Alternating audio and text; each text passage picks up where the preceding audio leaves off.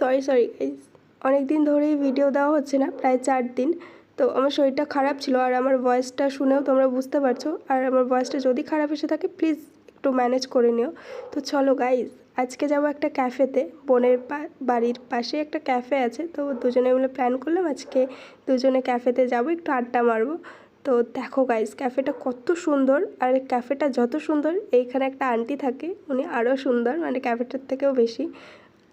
এখানকার মেনু দেখতেই পেলে তোমরা, অতটাও কস্টলি ছিল না এখানকার খাবার দাবার। আমি আমার বোন অর্ডার দিয়ে দুজনে একটু ফান করছিলাম, পোস্ট দিচ্ছিলাম, ছবি তুলছিলাম অনেকক্ষণ, প্রায় 1-1.5 ঘন্টা আমরা ওয়েট করেছি, বেশি হবে। তো এতক্ষণ ওয়েট করেছি, বোনের সাথে গল্প করেছি, আর খাবারের আশা করছিলাম, কারণ খিদে পেয়েছে, প্রচণ্ড খিদে পেয়েছিল। বিশেষ করে গাইস, কাজ থেকে বাড়ি গিয়েই আমি বেরিয়ে পড়েছি। তো লাস্টে এমন একটা ইনসিডেন্টস হলো যে সব কিছু শেষ হয়ে গেছে, আমাদের বলেনি আগে। খুবই খারাপ লাগলো ব্যবহারটা। তো আমরা অন্য ক্যাফের উদ্দেশ্যে বেরিয়ে গেছিলাম। তো এবার রাস্তা দিয়ে হাঁটছি দুজনে মিলে, ওর রাগও হচ্ছিলো, বলছিলাম যে এটা ঠিক করলো না বা আগে বলতে পারতো। দেখো গাইস, অন্ধকারও হয়ে গেছে চারিদিক, অনেকটা সময় ধরে আমরা ওয়েট করছিলাম, তো তার জন্য। তো চলো খুঁজে দেখি কোথায় ক্যাফে আছে, আর ক্যাফেতে খেয়ে দেন আমরা এই মাঠে একটু আড্ডা মারবো। খুঁজতে খুঁজতে ক্যাফে পাচ্ছিলামই না, খুবই খিদে পেয়েছিল, ভাল লাগছিল না, বিরক্ত লাগছিলো, মনে হচ্ছিলো বাড়ি চলে যাই। অনেক খোঁজাখুঁজি করার পর একটা ধাবা পেয়েছি, তো এখানে আসলাম। তারপরে এসে দেখলাম বেশ ভালো, এটা ওরকম ডেকোরেশন কিছু সাজানো না, যেহেতু এটা ক্যাফে না, ধাবা টাইপের। তো আমি আমার বোন অর্ডার দিলাম বিরিয়ানি আর একটা হাক্কা নুডলস।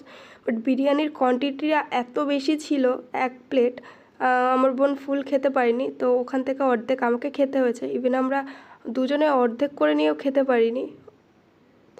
আমরা অর্ডার দিয়ে বসে পড়েছি, ওয়েট করছি কখন আসবে।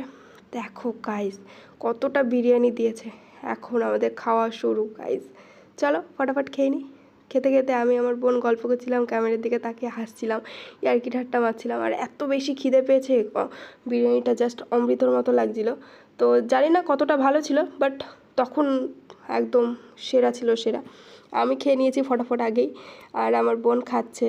তারপরে আমরা চলে গেছিলাম ওই মাঠে 2টো কোক নিয়ে, আর নুডলসটা নিয়েও গেছিলাম ওখানে বসে খাবো বলে।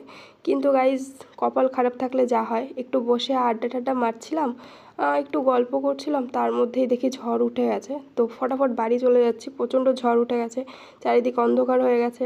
বোন একা ছিল আমার সাথে, তো ভয় লাগছিল, যেহেতু ও ছোটো অনেকটাই। তো ফটাফট বাড়ি চলে যাচ্ছি। আর যদি এই ভিডিওটা ভালো লেগে থাকে, লাইক কমেন্ট